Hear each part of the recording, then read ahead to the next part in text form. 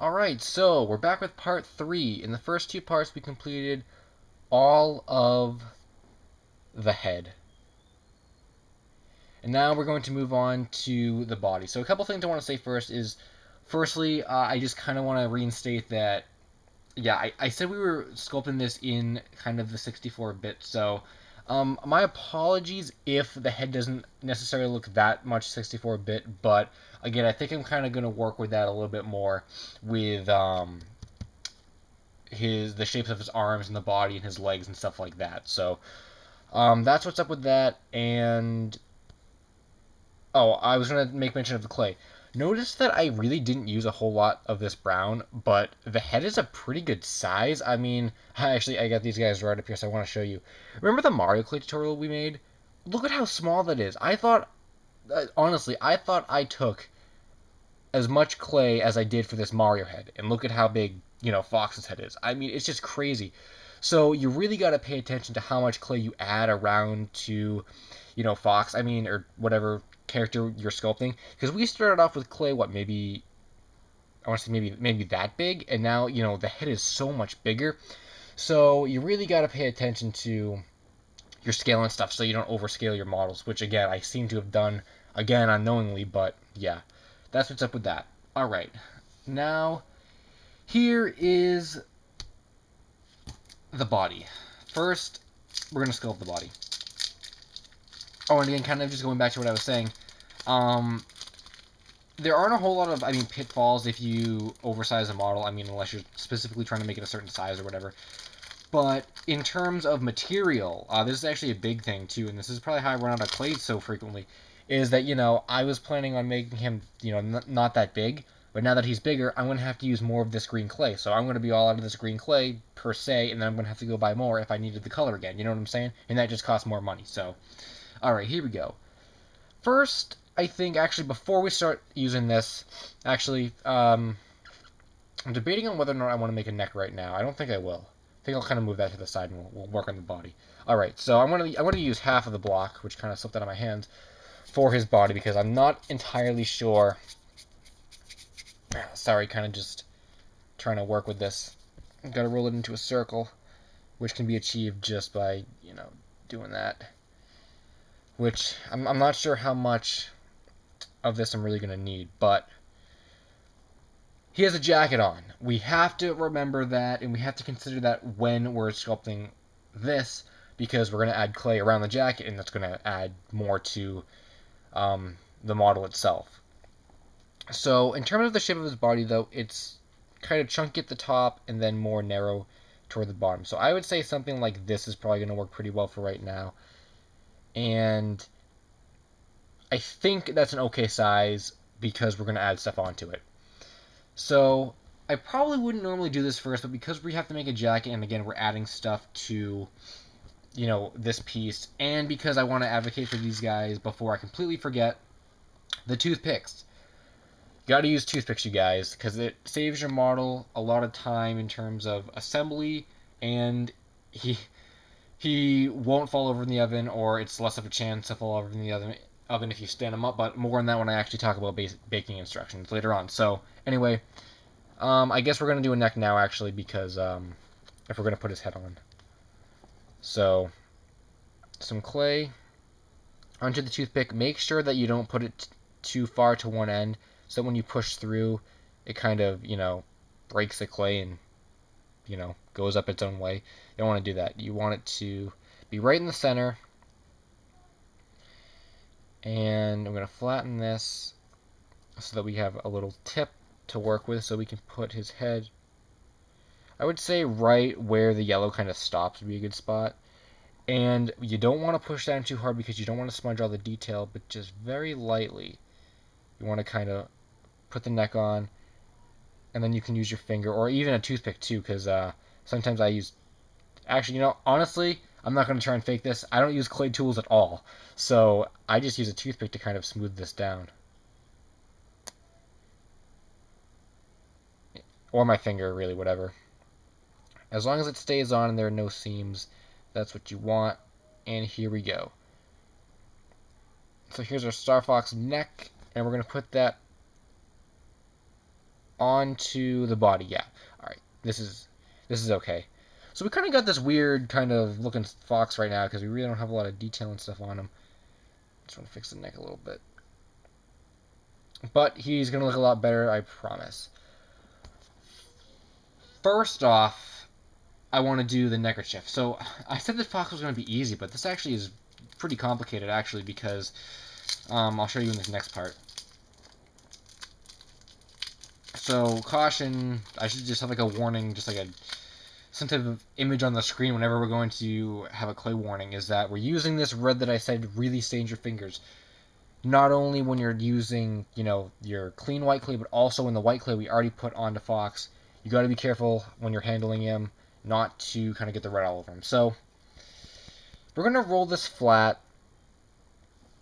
And I wanted to put this neckerchief on first because I really don't want to put the jacket on and then have to work around, you know, a really nice kind of curved back jacket to try and get this on. So I actually don't know what I was doing there because I was thinking of a different way I made Fox's bandana. But for this one, I kind of want to just make it, again, kind of like chunky, I guess. So we're kind of going to do this and almost like we did for the muzzle, except we're going to make it a little bit more flat and not so much, you know, see, it's flat and not so much three-dimensional. And we're going to put it right kind of at the beginning of his chest. And this does not need to go all the way around because, again, the jacket's going to block most of it. So we just need to put it around enough so that we can kind of push his head down. You won't see like the really long part of his neck that, again, I kind of made comment he looked weird, and just kind of got to put it down so that it looks like this. You can position the head however you want or whatever, really. So that's pretty much his neckerchief. And now we can move on to his coat. Just going to make sure that the neckerchief isn't too thick, like I said, that depth factor, so take some of that off. Alright. So here we go with this. His jacket, it's kind of a weird, it's like an off-white, and I don't really think I had like an off-white in this clay set. I'm trying to think about what I could use right now. It's not really like a purple. I guess I know exactly the color, and Sculpt sells the color, but I actually might have some. I'm gonna go look just so I can get a more accurate color representation of Fox. So I'll be right back. Turns out I couldn't find the color I was looking for, but amongst searching, I kind of stopped myself and said, well, wait, if you guys go out and buy a 30 color pack sampler, then I should kind of, you know, use what came in that pack. So I mixed some clay, which you can do, and I got this light green color by using the white and the dark green. So you're going to need more white than dark green because you need more light color to balance out the dark color. But that's good because we want to conserve the dark green, especially because we still have the pants left to do. And they give you different shades of white, I guess, like 3 different shades. So you do have more white in the pack rather than the one dark green they give you. Alright, so we're going to do the coat now. I'm trying to think of the easiest way I can do this. I think the easiest way I can do it is I'm going to flatten it out. I wish I was doing this on a hard surface so it would flatten a lot better, but I'm not. So, gonna flatten this out as best I can in the air. Alright. Now I'm gonna take Fox, and his coat actually ends right at his waist, so we don't want it to go you know, too far below that anyway. I'm going to take him, and this should be, you know, right where his neck is to his waist, pretty much. And I'm kind of going to wrap him up in it. So, like this. And I think this is actually going to probably work. His collar's a little too big right now, and he definitely has too much clay to the sides. But, we're going to use our toothpicks, and I'm going to cut some clay off from the sides. If I can get it. Alright, so cut that off and do the same for the other side.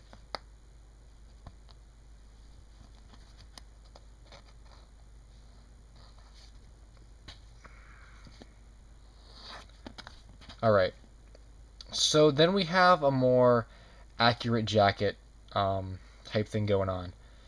Now, I'm going to kind of curve it a little bit at the top and bring it down. Do the same thing for the other side while I go all the way around. Actually, well, I guess I don't really need to do that. I guess I just need to do that for one side and then the other side, and then just make sure that, you know,